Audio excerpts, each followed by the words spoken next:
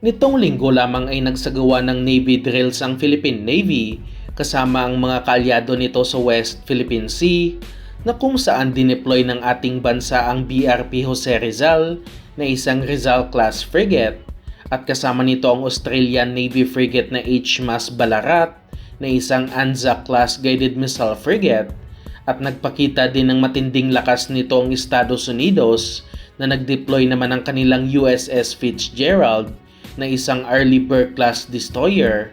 at ang bansang New Zealand naman na nag-deploy ng kanilang sustainment ship na kung tawagin na HMNZS Aotearoa.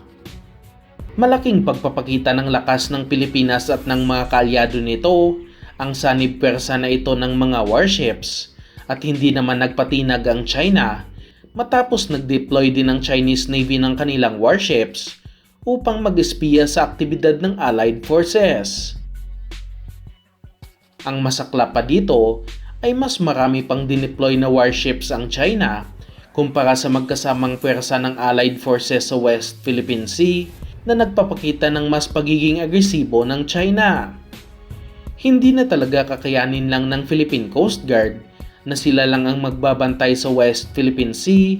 kaya sa bagong balita na ating nakalap, ginawa ng triple ng Pilipinas ang pwersa at babantayan nitong parte sa West Philippine Sea na kung saan 3 ahensya na ng gobyerno ang nagsanib pwersa upang bantayan ang ating territorial waters.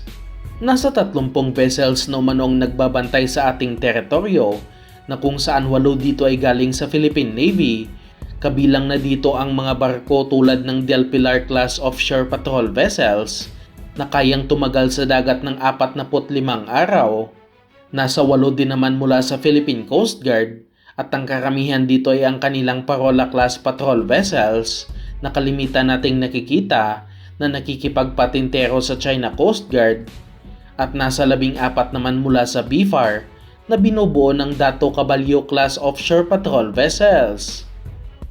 Ngunit kulang pa rin talaga ito at masyado nang nalalaspag ang ating mga patrol vessels dahil sa mga banta na ito ng China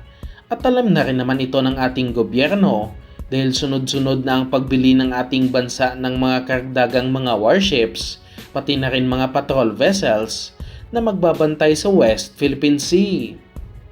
Naglaan na ang Department of National Defense ng nasa 43 billion pesos para sa 2 warships ng Philippine Navy at inaasahang ang Hyundai Heavy Industries ang gagawa nito na siya ring gumagawa sa ating mga bagong dating na warships.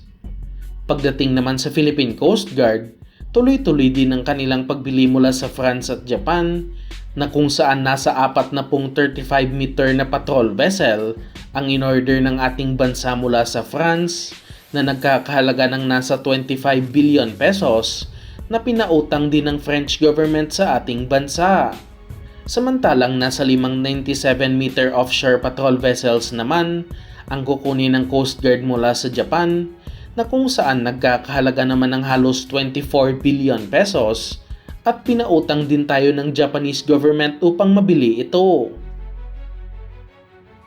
At sa isa pang balita na ating nakalap, mukhang hindi pa tapos ang Philippine Coast Guard sa pagbili nito ng mga offshore patrol vessels matapos bibili na naman ang PCG ng isang 60-meter na patrol vessel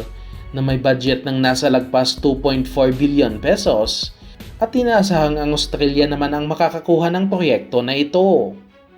Mayroon na umanong negosasyon ang bansa sa Australian company na Austal para sa patrol vessel na ito na kung saan sinasabing gagawin dito sa Pilipinas at ang Cape Class design ng susundin para sa bagong vessel na ito. Dihamak na mas malaki ito sa kasalukuyang mga Parola Class patrol vessels at sa aking opinyon lamang ay isa lamang muna sa ngayon ang bibilhin ng ating Coast Guard upang masubukan ang capability nito dahil ang orihinal talagang plano ay nasa 3 units ang gustong bilhin ng bansa. Maganda din ang mga Cape Class patrol vessel dahil kaya nitong tumagal sa dagat ng 14 na araw at may range ito ng nasa 7,400 kilometers kaya malawak ang kaya nitong bantayan na karagatan. Umaasa din tayong kakabitan ito ng 30mm remote controlled autocannon dahil kasama sa plano ng Coast Guard na lagyan nito ang lahat ng bagong barko sa kanilang armada dahil na rin sa banta na kanilang kinakaharap sa West Philippine Sea. Kapag naging maganda ang performance ng Cape Class sa ating Coast Guard, inaasahang mas dadamihan pa ang order nito na mas lalo pang magpapalakas sa pagbabantay sa ating teritoryo. Marami ding ino-offer ng mga patrol vessel ang Hyundai na siyang gumagawa sa warships ng ating Philippine Navy at magaganda din ang kanilang mga disenyo at mas malalaki ang kanilang ino-offer na barko. Ngunit wala pa tayong balita kung interesado dito ang Philippine Coast Guard dahil nakapokus sila ngayon sa pagbili mula sa France at bansang Japan.